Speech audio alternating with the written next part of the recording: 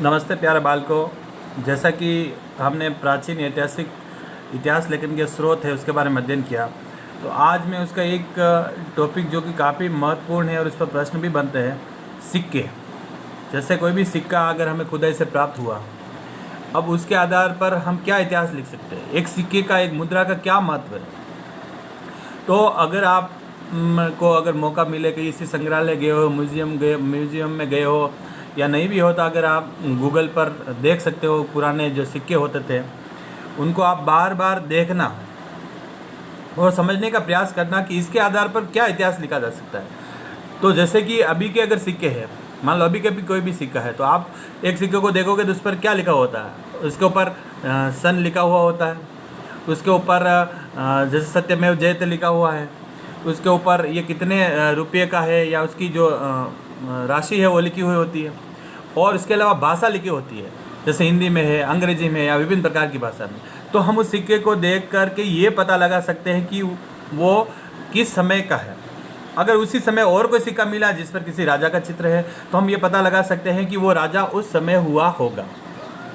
तो तिथि की जानकारी मिलती है। तो तिथि कर्म के जो निर्धारण में है वो उसमें सिक्कों का काफ़ी महत्व है। इसके अलावा कला पर प्रकाश की, उस समय क्या कला रही होगी। जैसे कि कोई राजा है, उस समय वीणा बजाता था, जैसे कि समुद्रगुप्त के जो सिक्के मिले, मैं आपको मोबाइल से नज़र आ रहा होता है, इसको देखें आप, इसको ध्यान से। इसके अंदर आप ध्यान से देखोगे तो जो समुद्रगुप्त है उसके हाथ में एक वीणा नज़र आ रही। तो उसके आधार पर हम पता लगा सकते हैं कि उस समय राजा कला का प्रिय रहा होगा, उस समय संगीत चलता होगा। या अगर किसी पर मंदिर के चित्र किसी सिक्के पर मिले हैं तो हम पता लगा सकते हैं कि उस समय कला कितनी ऊंची हो रही होगी।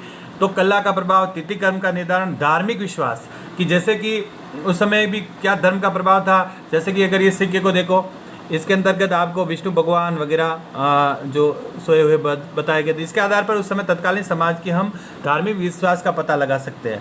उस साम्राज्य कितना फैला हुआ था उसका पता लगा सकते हैं, और भी कोई नवीन तथ्य उस समय थे तो उसका पता लगा सकते हैं। और शासकों की रुचियों का ज्ञान के साथ साथ व्यापार और आर्थिक स्तर कैसा था। जैसे कि सिक्के पर अकाल के चिन्ह है, अकाल ही अकाल बता रखा है, पशुओं को मरते हुए बता रखा है, तो उस समय हम पता लगा सकते हैं कि शायद उस समय अकाल पड़ा होगा।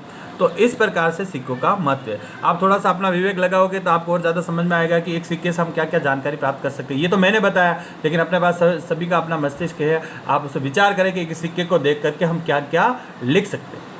धन्यवाद।